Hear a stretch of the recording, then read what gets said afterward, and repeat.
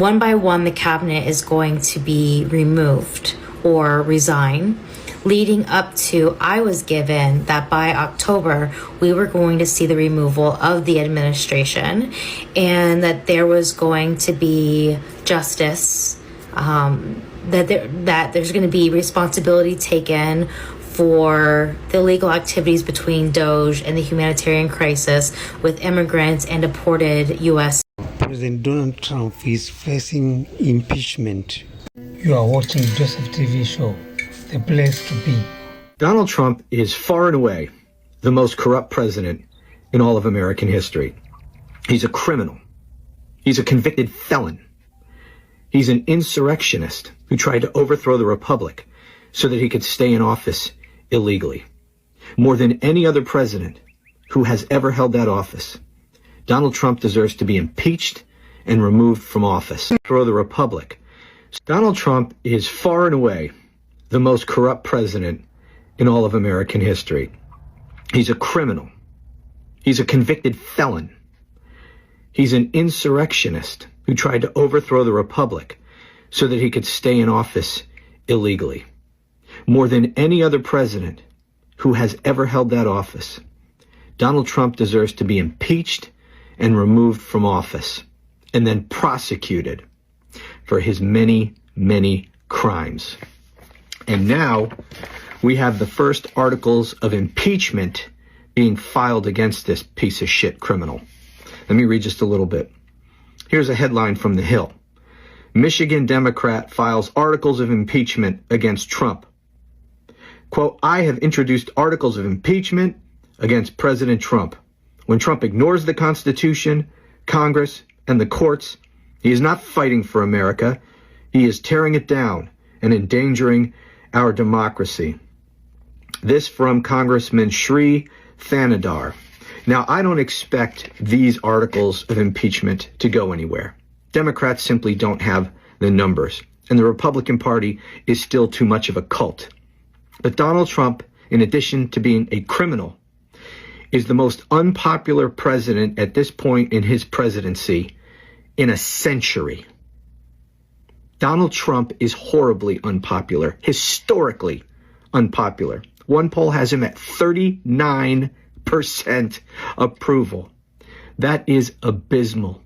And it's only going to get worse because he is also an incompetent buffoon who is destroying everything, including the economy, which unfortunately for most people in this country is the only thing that matters to them. They don't really give a damn about what happens unless it affects them in the pocketbook. And it is. And it's going to get worse. And people are beginning to wake up. We keep the pressure on. We take back both houses of Congress next year. Then we impeach him. We remove him. And we prosecute him. Donald Trump is far and away. What I'm saying is that Orange Humpty Dumpty is going to pass away in June after a second stroke that he's going to have this month. He's already had one in September of last year. Vance Refrigeration is going to take over for a short time. One by one, the cabinet is going to be removed or resign, leading up to, I was given that by October, we were going to see the removal of the administration and that there was going to be justice, that there's going to be responsibility taken for the illegal activities between Doge and the humanitarian crisis with immigrants and deported U.S. citizens. Not to mention one of the last nails in the coffin is the full case that's being developed now as we speak of the fraud that led to this administration being in place in the first place. The new administration is going to be implemented, is the word I'm looking for, in January of 2026. And then that is when healing can start happening. That's what I'm saying. Oh, and Orange Humpty Dumpty is going to be out before his birthday. Not after, and not the day of. I don't know where people are getting that because that is not what I get through subconscious exploration or mediumship. It's going to be before. So no, we're not paying for the parade. needs to be impeached. So it's time to speak up. The first senator has now called for Trump's impeachment. Jon Ossoff of Georgia has said that this president has met the threshold for impeachment, and he is calling for his impeachment. We have the first senator stepping up to actually do what we know needs to be done.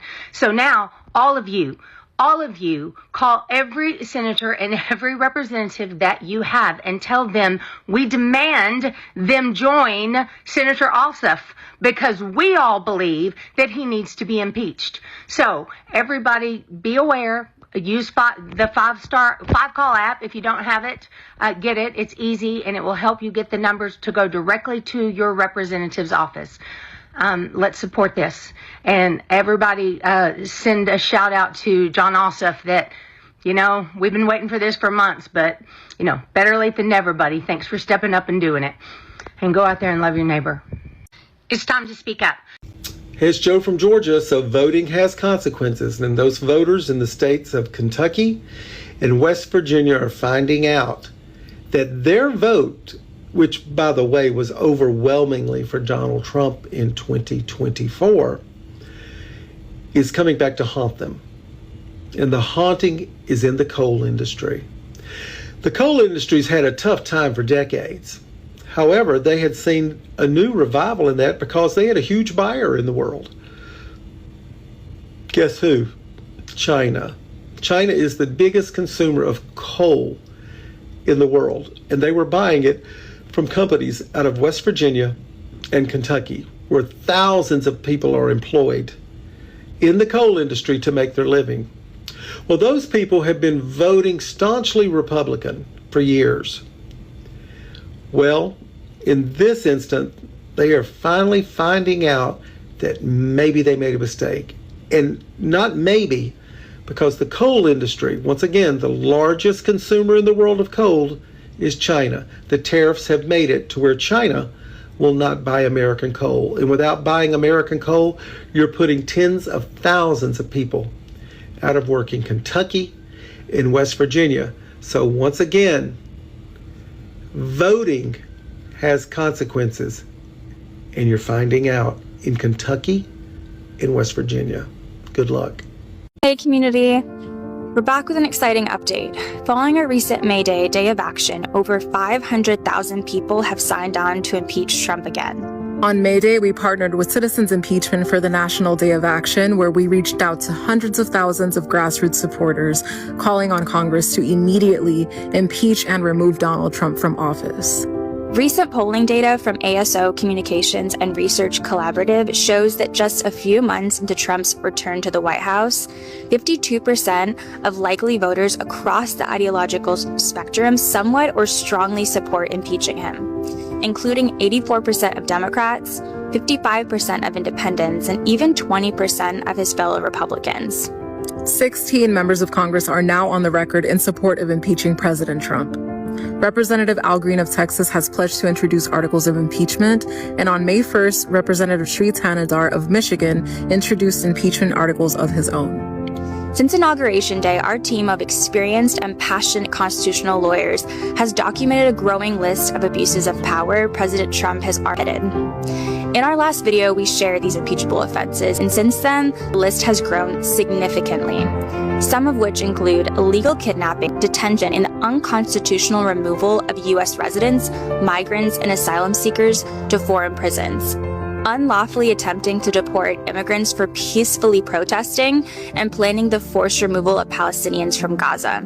As our campaign director, Alexandra Flores-Quilty, stated, it's up to Congress to do their job, defend the Constitution, and impeach and remove Donald Trump from office for his grave abuses of power. Let's continue to build a community of Americans who believe in truth and justice, because we, the people, have the power. Sign the petition to immediately impeach and remove Trump at impeachtrumpagain.org and spread the word, because it takes all of us. Native Americans who are more American than you and I, for no other reason other than complete and utter bigotry. That's what this is. Let me tell you what's going on. Reports of Navajo people being detained in immigration sweeps sparks concern from tribal leaders. The Department of Justice, under Trump, argued in court that indigenous people don't have birthright citizenship under the 14th Amendment, so neither should children of non-citizens born in the U.S. Think about that. They're arguing that Native Americans whose land we stole by raping, pillaging, kidnapping, and murdering, they're not rightful American citizens. As U.S. Immigration and Custom Enforcement intensifies its effort to apprehend and deport undocumented immigrants throughout the country, we saw massive raids in Chicago, in particular over the weekend, concerns rising among indigenous communities residing in urban areas about reports of indigenous people being detained in the valley. Navajo tribal leaders have received alarming reports that their tribal members are being detained, heightening uncertainties over the implications of these actions have for their communities and the safety of their people. Quote, "We now know that Navajo people and enrolled members of other tribes are being detained in Phoenix and other cities by ICE," Navajo Nation Council Speaker Crystalline Curley said during a committee meeting on Thursday.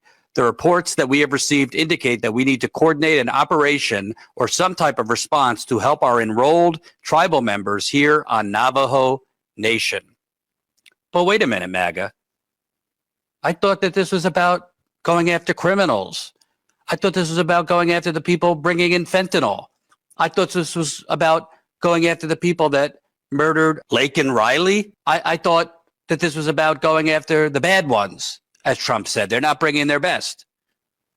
What does going after Native Americans have to do with keeping America safe?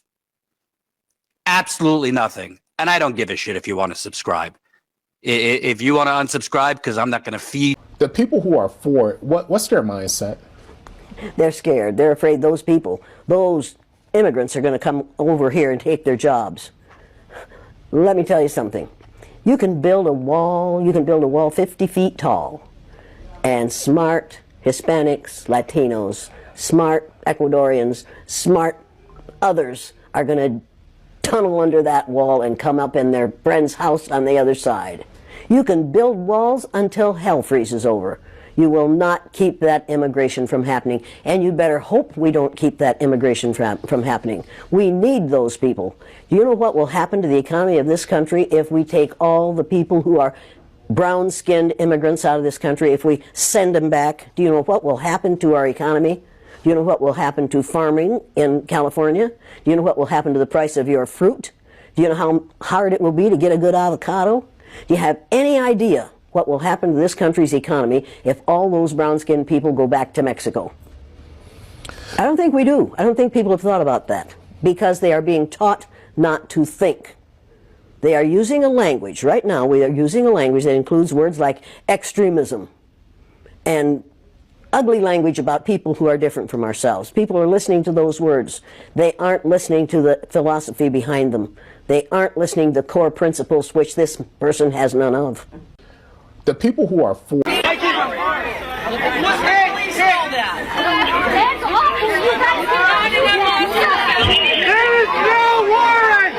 Eureka Street in Worcester erupted in chaos on Thursday morning as residents shouted and berated members of Immigration and Customs Enforcement, ICE, for taking away a woman and the Worcester Police Department for arresting a young woman witnesses say was the woman's daughter.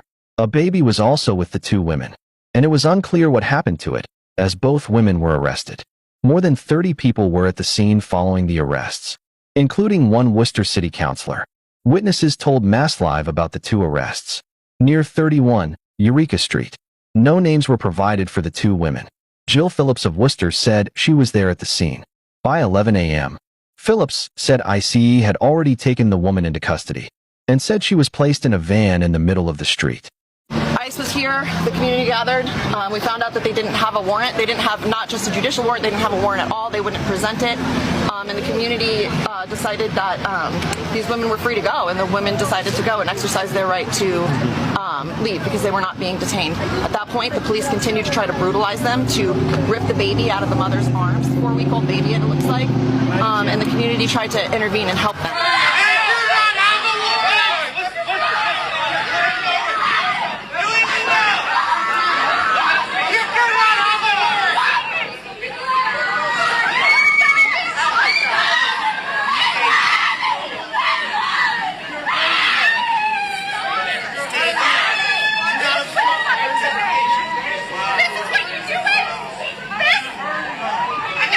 That was an ICE raid that took place in Massachusetts on Thursday. Neighbors were trying to stop these agents from detaining a mother who was with 2 young children, including a newborn baby. Those screams that you heard in that video are of family members, friends, loved ones watching their lives and their family get ripped apart right in front of them simply because Donald Trump has a vendetta against people who don't look like him or don't speak like him or don't pray like him or don't love like him. And let me just be 100% honest. No BS, because I'm sick of people being nice about this stuff. If you watched that video and you smiled and you laughed and you were happy and you think that this is a good thing, you are a bad person. Your morals are bad, and Donald Trump is a horrible human being for doing this to people.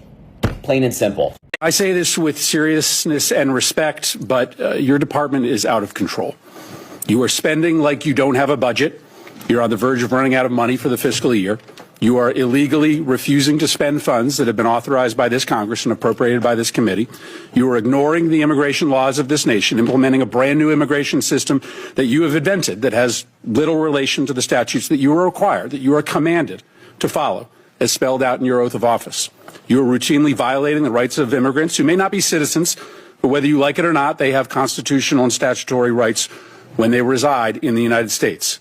Your agency acts as if laws don't matter, as if the election gave you some mandate to violate the Constitution and the laws passed by this Congress. It did not give you that mandate. You act as if your disagreement with the law, or even the public's disagreement with the law, is relevant and gives you the ability to create your own law. It does not give you that ability. Let's start with your spending. You are on track to trigger the Anti-Deficiency Act. That means you are going to spend more money than you have been allocated by Congress. This is a rare occurrence, and it is wildly illegal. Your agency will be broke by July, over 2 months before the end of the fiscal year. You may not think that Congress has provided enough money to ICE, but the Constitution and the federal law does not allow you to spend more money than you have been given or to invent money. And this obsession with spending at the border, as the chairwoman mentioned, has left the country unprotected elsewhere. The security threats to the United States are higher, not lower, than when before Trump came to office. To fund the border, you have illegally gutted spending for cybersecurity. As we speak, Russian and Chinese hackers are having a field day attacking our nation. You've withdrawn funds for disaster prevention. Storms are going to kill more people in this country because of your illegal withholding of these funds. Your myopia about the border, fueled by President Trump's prejudice against people who speak a different language, has shattered many of this country's most important defenses. Now let's talk about the impoundments. When Congress appropriates funds for a specific purpose, the administration has no discretion as to whether to spend or not spend that money unless you go through a very specific process with this committee. Let me give you 2 of many instances of this illegal impoundment. The first is the Shelter and Services Program. Senator Britt may want to zero that account out, but that account is funded, and it was funded in a bipartisan way. You don't like the program. Your policy is to treat migrants badly. I think that's abhorrent, but it doesn't matter that you don't like the program. You cannot cancel spending in this program, and you cannot use the funds as you have to fund other things like ICE. You have also canceled citizenship and integration grants, which help lawful permanent residents become citizens, helping them take the citizenship test. I know your goal is to try to make life as hard as possible for immigrants, but that goal is not broadly shared by the American public. That's why Congress, in a bipartisan way, for decades, has funded this program to help immigrants in this country become citizens. Now let's talk about why encounters at the southern border are down so much. This is clearly going to be your primary talking point today. You will tell us that it represents a success. But the primary reason why encounters are down is because you are brazenly violating the law every hour of every day. You are refusing to allow people showing up at the southern border to apply for asylum. I acknowledge that you don't believe that people should be able to apply for asylum, but you don't get to choose that. The White House doesn't get to choose that. The law requires you to process people who are showing up at the border and who claim asylum. Why? Because our asylum law is a bipartisan commitment, an effort to correct for our nation's unconscionable decision to deny entry to Jews to this country who were being hunted and killed by the Nazis. our nation, Republicans and Democrats, decided, wrote it into law, that we would not repeat that horror ever again, and thus we would allow for people who were fleeing terror and torture to come here, arrive at the border, and make a case for asylum. Finally, let's talk about these disappearances. In an autocratic society, people who the regime does not like are people who are protesting the regime. They are just often picked up off the street, spirited away, sometimes to open-ended detention, sometimes they're never seen again. What you are doing, both the individuals who have legal rights to stay here, like Kilmar Abrego Garcia, or students who are just protesting Trump's policies, is immoral. And to follow the theme, it is illegal. You have no right to deport a student visa holder with no due process simply because they have spoken in a way that offends the president. You can't remove migrants who a court has given humanitarian protection from removal. Now, reports suggest that you are planning to remove immigrants with no due process and send them to prisons in Libya. Libya is in the middle of a civil war. It is subject to a level 4 travel advisory, meaning we tell American citizens never to travel to Libya. We don't have an embassy there because it is not safe for our diplomats. Sending migrants with pending asylum claims into a war zone just because it's cruel is so deeply disturbing. Listen, I understand that my Republican colleagues on this committee don't view the policy the way that I do. My Republican colleagues don't share my level of concern for the way that this administration treats immigrants. That's fine. But what I don't understand is why we don't have consensus in the Senate and on this committee on the decision by this administration to impound the spending that we have decided together to allocate in defense of this nation. We as an appropriations committee, we work interminable hours to write and pass a budget. This budget is really hard to write and pass. And so we make ourselves irrelevant when we allow the administration to ignore what we have decided. And then when we look the other way, when the administration rounds up immigrants who are here illegally and have committed no offenses worthy of detainment, we also do potential irreversible damage to the Constitution. These should not be partisan concerns, destroying the power of Congress, eroding individuals' constitutional rights. This should matter to both parties. President Donald Trump is facing impeachment by October 2025. The cabinet will be removed because most of the Americans, they are not happy with his policy. He's sitting on fire. What is the point of view? Just leave the comment down below there about this.